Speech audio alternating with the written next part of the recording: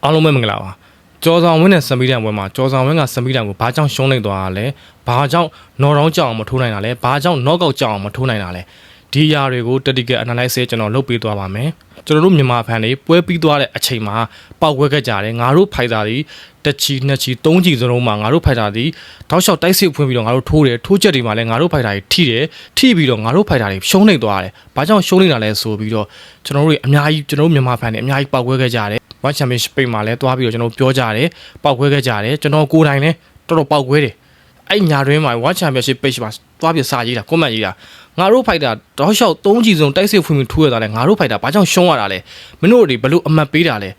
အမှတ်ပေးတဲ့အချိန်မှာလဲဒိုင်3ဦးရှိတယ်ဒိုင်3ဦးကကျော်ဆောင်ဝင်းက unanimous decision နဲ့ရှုံးသွားတာဗျာ unanimous decision ဆိုတာကဒိုင်3ဦးစလုံးကဒီကျော်ဆောင်ဝင်းကိုအရှုံးပေးလိုက်တာဒိုင်3ဦးစလုံးကစမီတန်အနိုင်ဆိုပြီးတော့ပေးလိုက်တာနောက်ဆုံးမိဗျာကျွန်တော်တို့ဖြည့်ထားတဲ့အနေထားနဲ့ကျွန်တော်တို့ဖိုက်တာဒီနော်တောင်းကြောက်အောင်မထိုးနိုင်ဘူးနော့ကောက်ကြောက်အောင်မထိုးနိုင်ဘူးဒီအတွက်ကြောင့် split decision ပေါ့နော် split decision ဆိုတာတယောက်ကတော့ကျော်ဆောင်ဝင်းကိုအနိုင်ပေးတယ်နှစ်ယောက်ကတော့စမီတန်ကိုအနိုင်ပေးတယ်ဒီလိုမျိုးနဲ့အနိုင်ပေးပြီးတော့စမီတန်နိုင်သွားတယ်ဆိုရင်တော့မှကျွန်တော်တို့တွေဖြည့်ထားသေးတယ်အခုက unanimous decision နဲ့ဗျာ unanimous decision နဲ့ကျတော့ကျွန်တော်လုံးဝမှမဖြစ်တင်ကိုဖိုက်တာ3ညီစလုံးလိုက်ထိုးပြီးတော့ကိုဖိုက်တာရှုံးနေသွားတယ်ဒါတွေကိုကျွန်တော်ပောက်ခွဲခဲ့ပြီးသွားပြီဒါတော့ဒီကြောင်းတွေကိုထပ်ပြီးတော့မပြောတော့ဘူးအခုပြောမှာကတော့ကျော်ဆောင်ဝင်းဘာကြောင့်ရှုံးနေသွားတာလဲကျော်ဆောင်ဝင်းရဲ့လိုအပ်ချက်တွေကဘာလဲကျော်ဆောင်ဝင်းရဲ့အားနည်းချက်တွေကဘာလဲဒီပွဲမှာကျော်ဆောင်ဝင်းပွဲကိုချင်းကတ်တာဘယ်လိုမျိုးချင်းကတ်သွားလဲဆိုတဲ့ဟာကိုပဲကျွန်တော်တတိကအနာစိတ်လုံးမယ်ဒီပွဲမှာစမီတန်ကပွဲပြီးသွားတော့အင်တာဗျူးမှာသူ့ကိုမေးတယ်ပေါ့မင်းဒီပွဲမှာကျော်ဆောင်ဝင်းနဲ့ပတ်သက်ပြီးတော့မင်းဘယ်လိုပြောချင်လဲပေါ့သူကတော့ရိုးသားစွာပဲပြောတယ်ကျွန်တော်ဝိတ်ပိုသွားတဲ့အတွက်ကျွန်တော်မြန်မာဖန်တွေကိုကျွန်တော်တောင်းပန်ပါတယ်အဲ့တော့တတိယကသူ့ကိုမေးတယ်မင်းဝိတ်ပိုတာဘယ်လောက်ဝိတ်ပိုသွားလဲပေါ့သူကအမှကျွန်တော်1.2ပေါင်ပဲပိုသွားပါတယ်ပေါ့နော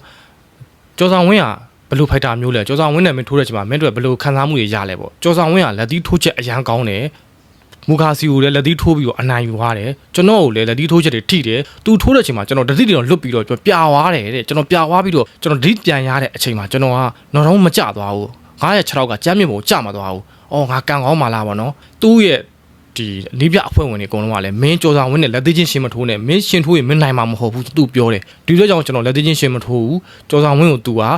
ဒီကပ်လုံအောင်ကာပြီးတော့ပဲသူကသွားတယ်ခေါင်းကြီးငုံထားပြီးတော့ဒီမှာဒီနေရာမှာကျွန်တော်ဖိုက်တာကိုကျွန်တော်တို့ပြောချင်တယ်ကျွန်တော်တို့အချစ်တော်ကြော်ဆောင်ဝင်းရဘာလို့ဆန္ဒတွေတအားစောနာလဲပေါ့ကိုမိုးရှာဘာလို့မဖြစ်ရတာလဲပေါ့နော်ဒီချိန်မှာကြော်ဆောင်ဝင်းကဖိုက်အန်ယူဘိုင်းနဲ့ဆိုင်ဒီ tactical discipline တအားကောင်းနေတယ်ပေါ့နော်ဖိုက်အန်ယူဆိုတာပွဲကစားတဲ့အချိန်မှာတစ်ဖက်ကစားသမားရဲ့အနေထားကိုကြည့်ပြီးတော့ဖြတ်ထိုးညံတယ်ငါဘာလုပ်တင်တယ်ဘယ်လိုငါထိုးရမလဲဒါတွေကိုကျော်ဆောင်ဝင်းကသုံးသက်ပြီးတော့ပို့ပြီးတော့လုပ်တင်တယ်လို့ကျွန်တော်မြင်တယ်ဒီအချိန်မှာ तू ကအဲ့လိုမလုပ်ဘဲနဲ့ကျော်ဆောင်ဝင်းကဒီပွဲကိုပဲ तू အပြတ်ဖြတ်ချင်တယ်ပထမအချိန်မှာလည်းအပြတ်ဖြတ်ချင်တယ်ဒုတိယအချိန်မှာလည်းအပြတ်ဖြတ်ချင်တယ်တတိယအချိန်မှာလည်းအပြတ်ဖြတ်ချင်နေတာ तू အဲ့လိုမျိုးပဲ तू ထိုးချင်နေတာဒီချိန်မှာဗျာ तू ကခေါင်းကြီးကိုဂိုက်ကြီးလုံးလုံးကာထားတယ်ကာထားပြီးတော့ကျော်ဆောင်ဝင်းထိုးချက်တွေကို तू ရဲ့ရေကူးတဲ့လက်သီးနဲ့ထိုးချင်လို့ထိုးတယ်တမန်ဆန်ကကျော်ဆောင်ဝင်းကိုထိသွားတယ်ဒီထိသွားတော့အမတ်အရာဒိုင်တွေကပြည့်ကျင်စရာကောင်းပါလေစမီတန်အောင်ကျော်ဆောင်ဝင်းအောင်ထိုးနေတယ်ထိုးနေတော့ကျော်ဆောင်စမီတန်ဒီ तू ကညာတန်ကစားသမားဖြစ်တဲ့အတွက်စမီတန်ဒီကောင်းကက်လုံးကာထားတဲ့အချိန်မှာဆိုရင်ကျော်ဆောင်ဝင်းကစမီတန်ရဲ့ဘယ်ဘက်ချမ်းကနေဝိုက်လက်သီးတွေပစ်လက်သီးတွေနောက်ဆုံးသူ့ဒူးနဲ့ပြစ်တိုက်ပြီးတော့နိုင်ပိုင်းရမှာဒါပေမဲ့ကျော်ဆောင်ဝင်းနေဒီလိုမလုပ်ခဲ့ဘူးထိုးတယ်မျက်နှာကိုပဲထိုးဖို့ချောင်းနေချောင်းရင်းနဲ့ तू ကျော်ဆောင်ဝင်းအားမတန်တဲ့ကလင်ပိုင်းတွေကိုအထက်ကိုဝင်ခေါ်သွားတယ်စမီတန်ကလင်းရတဲ့ကြောင်ဒူးနဲ့ပြေးဆောင်ရတယ်ဒီချိန်မှာစမီတန်အင်တာဗျူးမေးတဲ့သူကိုဘာပြောဆိုမင်းနဲ့ဘယ်အချိန်မှာတဲ့နိုင်ပြီလို့မသိရလဲဆိုကျွန်တော်ဒုတိယအချိန်မှာသိရတယ်တဲ့ဒုတိယအချိန်မှာတဲ့သူ့ကိုကျွန်တော်ကလင်း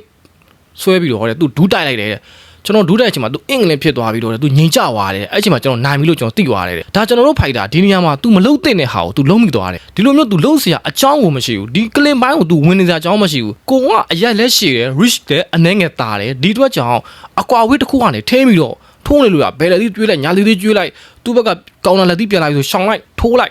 ခြေကန်ချက်တွေနဲ့အမြင့်ကန်ချက်တွေနဲ့ကစ်လိုက် push ကစ်တွေနဲ့ကစ်လိုက်ဒီလိုမျိုးတွေထိုးသွားလို့ရတယ်အမတ်ကိုယူသွားလို့ရတယ်ဒါကိုကျွန်တော်တို့ဖိုက်တာကကွန်ပိုးရှားမဖြစ်ဘဲနဲ့စိတ်လို့ရှားမှုတွေတအားများပြီးတော့ပွဲကိုဖျက်ချင်စောတွေများပြီးတော့ဘာမှမစင်စားတော့မယ်သူလှုပ်ချင်တာတွေသူကိုင်နေတာတွေပဲသူလှုပ်ပြီးတော့သူထိုးသွားတယ်ဒီအတွက်ကြောင့်ကျွန်တော်ဒီပွဲမှာ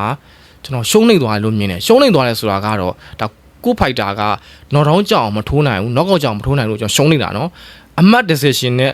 ကြောင့်ရှုံးနေသွားတယ်ဆိုကျွန်တော်တို့မြန်မာဖန်တွေကျွန်တော်ကိုယ်နိုင်ကလည်းဒါကိုလက်မခံဘူးကျွန်တော်ကိုယ်နိုင်ဒီပွဲမှာတော့ကျော်ဆောင်ဝင်းတာတယ်တာပေမဲ့ကျွန်တော်ပြောတာဒီသမီးတိုင်ရဲ့ level နဲ့ကျော်ဆောင်ဝင်းရဲ့ level နဲ့အကွာကြီးကျော်ဆောင်ဝင်းရဲ့ level ဆိုတာသမီးတိုင်အမြင့်မှာ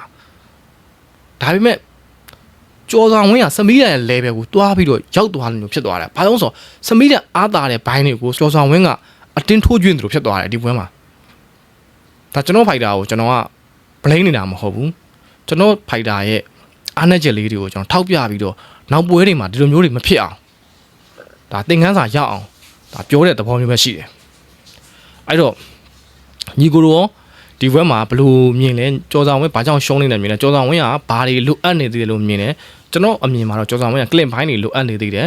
ဒီတော့ဒီ clean ဘိုင်းတွေကိုအများကြီးစူးစမ်းပြီးတော့ကိုယ်တိုင်ကဒီ clean ဘိုင်းတွေကိုမချွမ်းကျင်သေးဘူးမပိုင်နိုင်သေးဘူးဆိုရင်တစ်ဖက်ကစားသမားကို clean ဆွဲခေါ်တဲ့နေရာကိုဝင်မသွားစေနဲ့ဒီလိုမျိုးပဲကာကွယ်ရမယ်ဒါကြော်ဆောင်ဝင်းရဲ့အကြောင်းပေါ့နော်အဲ့မှာတခုကျွန်တော်တို့ရဲ့လက်ဝိတ်မှာဆိုရင်ကျွန်တော်တို့ရဲ့ Bronica ကြီးပေါ့ကျွန်တော်တို့ကတော့ Bronica ကြီးကိုပေါ့တစ်ချိန်မှာ Champion World Championship မှာ Champion ကပတ်ကြီးကိုရယူပြီးတော့ကျွန်တော်တို့မြန်မာအတွက်ဂုဏ်ဆောင်မယ်လို့ကျွန်တော်တို့မျှော်လင့်ထားကြတယ်ကျွန်တော်တို့ကဒါကို Bronica ဘယ်တော့ယူဆောင်ပေးမလဲဆိုပြီးတော့ကျွန်တော်တို့မြန်မာဖန်တွေရောကျွန်တော်တို့ရောမျှော်လင့်နေကြတယ်ဒါပေမဲ့ World Championship မှာတော့ကပတ်ကိုတော့မချပြသေးဘူးကျွန်တော်တို့ Bronica ကြီးကသူ့ရဲ့အချစ်ကိုတော့ချပြလိုက်ပြီအဲ့တော့ကျွန်တော်တို့ပရိသတ်တွေကျွန်တော်တို့ယောက်ျားလေးဖန်တွေကတော့ Bronica ကြီးကျွန်တော်တို့လိုချင်နေတာက One Championship ကပတ်ကြီးပါဒီကြီးစားချပြတာကိုလိုချင်တာမဟုတ်ပါဘူးလို့ကျွန်တော်အတိပေးပြရစီ